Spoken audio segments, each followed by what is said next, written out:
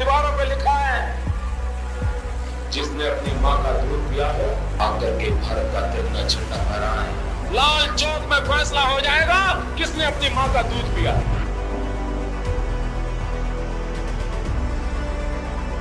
Hi everybody, welcome to Qurius. India operated with two distinct constitutions simultaneously. While all other regions adhered to the regulations of Indian Constitution, Kashmir enjoyed the privilege of its own distinct regulations safeguarded by three pillars: permanent residency, private ownership, and fundamental rights. 4 years in the past, a pivotal event unfolded purporting to reshape the trajectory of Kashmir's future. अनुच्छेद 370 के सभी खंड लागू नहीं होंगे सिवाय खंड 1 के नामक तदनुसार पढ़ा जाएगा. The abrogation of Article 370 had long been part of BJP's agenda. During 2019 elections, BJP's campaign promise was centered on the removal of Article 370. After securing a resounding victory in 2019, the provisions of Article 370 were formally revoked on August 5, 2019. Subsequently, Jammu and Kashmir underwent territorial division, resulting in the establishment of union territories for both Jammu and Kashmir as well as Ladakh. The restructuring of the present state of Jammu and Kashmir carried profound significance for the entirety of the India. The people of Jammu and Kashmir also held optimistic aspirations that this abrogation would herald substantial transformations within the state. 4 years after the historic decision, as India commemorates the 4th anniversary of abrogation of Jammu and Kashmir special status, it's time to recognize what's changed on the ground, from democracy to development, social justice to empowerment, and employment opportunity to governance. How Jammu and Kashmir has been marching towards prosperity, progress, and peace in the last 4 years, as the integration of Jammu and Kashmir ensured the spirit of one nation, one constitution, one flag. The most visible change in the region has been the national flag unfurling on all government buildings, where official flag of the state accompanied the tricolor in the past. Looking at the post-2019 scenario, educational institutions, universities, hospitals, and other public establishments are now operating seamlessly, free from disruptions such as daily strikes or instances of stone pelting. In 2018, stone pelting were as high as 1,767 incidents, but in 2023 it has come down to zero. In 2018 there were 52 instances of ban or hartal, but in 2023 it has come down to zero. There has been a notable of 45% reduction in the terrorist activities. Cross-border infiltration has plummeted by an impressive 90%, and incidents impacting law and order have diminished by an astonishing 97%. In certain locales, an intriguing shift has taken place. Individuals who once openly supported the late Burhan Wani have now witnessed his father raising the Indian flag and participating in the singing of national anthem. Under the Article 370 and 35A, numerous restrictions curtailed external investment in Kashmir. The unique status of Jammu and Kashmir hindered citizens from other parts of the nation from purchasing property or establishing business in the region. This financial constraint impeded economic progress and industrial growth. However, following the revocation of Article 370, a surge of investment opportunities has ensued. The introduction of new industrial development policy backed by 28,400 crore package alongside Jammu and Kashmir private industrial estate development policy has paved the way for fresh investments. In 2021, establishment of 39 overuse zones attracted investments totaling around close to 20,000 crores in Jammu and Kashmir. In addition to these developments, there has been a noteworthy influx of foreign investments into Kashmir, notably spearheaded by MR Group, the same entity responsible for the construction of iconic Burj Khalifa. This surge in investments has led to the creation of 10,000 job opportunities within Kashmir, and it is projected that the private investment of 6,000 crores would find its way into the Kashmir Valley in 2023. Kashmir's economic backbone has been its thriving tourism industry.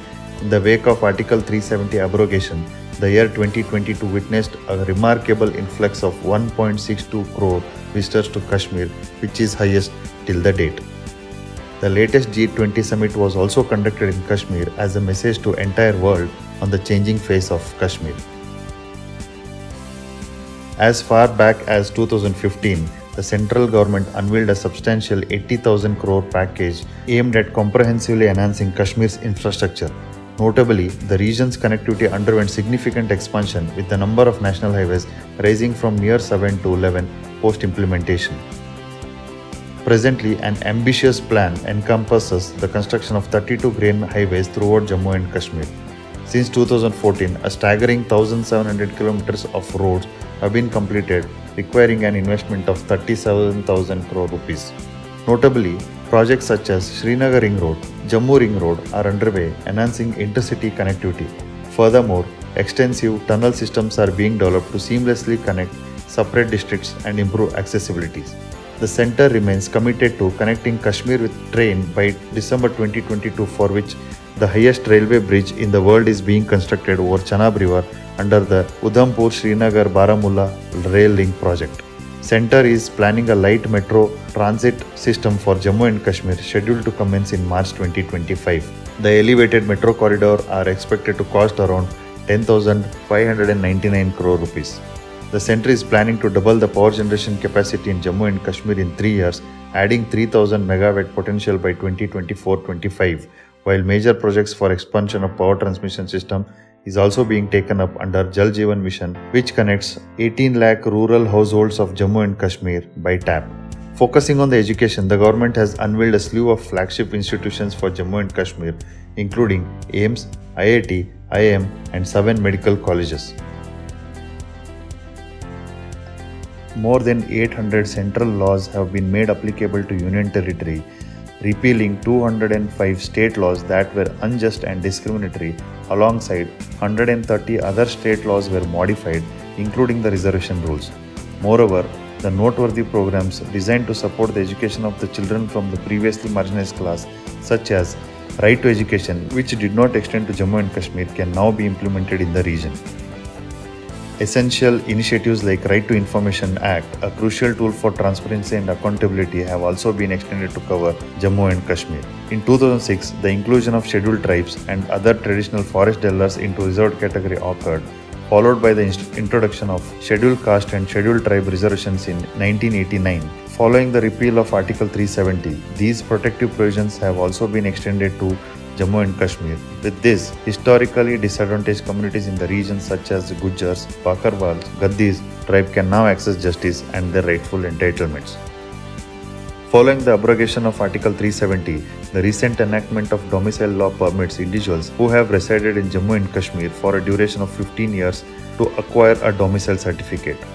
Additionally, offspring of any domicile holder who have successfully completed their 10th or 12th grade education with Jammu and Kashmir will be automatically granted a domicile certificate. Consequently, these individuals are now empowered to engage in employment opportunities and property ownership within Kashmir region.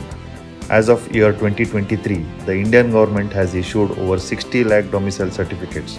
Further, a bill has been introduced in the parliament proposing the reservation of 2 seats in Jammu and Kashmir Legislative Assembly for the Kashmiri migrant community. It is noteworthy that removal of Article 370 has facilitated the extension of central schemes, resulting in the significant benefits.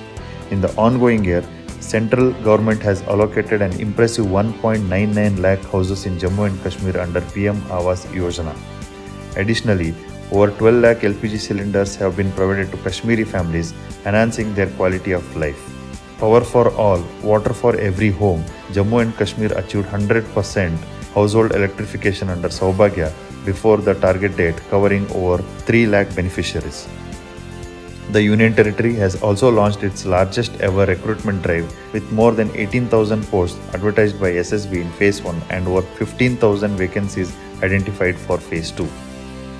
Keeping future statehood in mind, government is trying to strengthen the grassroots democracy in the region.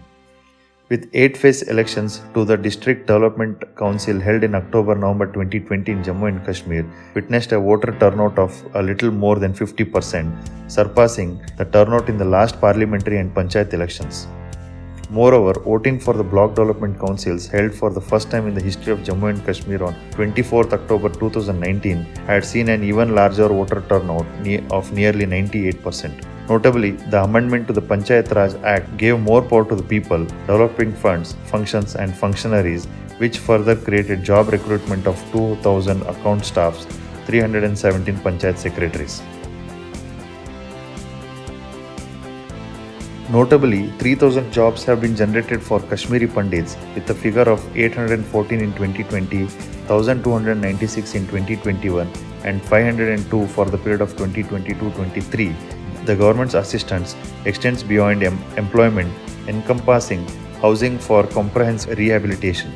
Presently, the government has facilitated 1,200 residents for Kashmiri Hindus with a target of providing additional 1,800 by December 2023. The extensive renovation of Srinagar's 700-year-old Mangaleshwara Bhairava temple is currently underway in Kashmir. Currently, the comprehensive renovation of 15 prominent temples across Kashmir is in progress with an overarching goal of integrating them into India's larger temple economy. A notable example underscores the revival of Kashmir's Habba Kadal area, once predominantly inhabited by Kashmiri Hindus. A traditional rich procession on Ramanavami, harkening back to pre-1990 times, has been reinstated by Kashmiri Hindu community in Srinagar. There was a time when Bollywood movies would be incomplete without shooting in Kashmir, but due to insurgency, not only film shooting, even cinema halls were shut. But recently, the cinema halls have been reopened and are running houseful. More than 200 films have been shot in 2022 alone. Further, noteworthy developments have unfolded in Ladakh region, a region historically inclined towards autonomy due to its distinct political dynamics and economic variations. Since the enactment of Article 370, Ladakh has also witnessed several developments.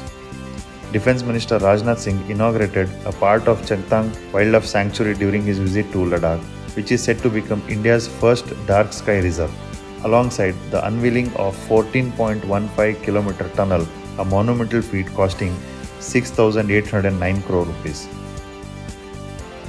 In the recent years, a distinctive pattern of militancy has emerged in Kashmir, the phenomena of lone wolf attacks. These assailants single out civilians, particularly labourers and Kashmiri Hindus, as well as off-duty security personnel.